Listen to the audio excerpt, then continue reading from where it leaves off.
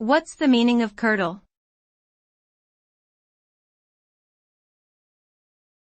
Curdle.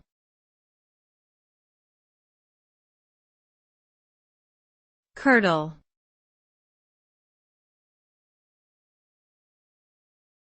Curdle.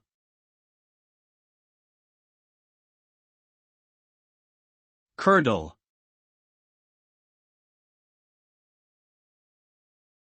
Curdle refers to the process of milk or other dairy products separating into solid curds and liquid whey due to acid or enzyme action.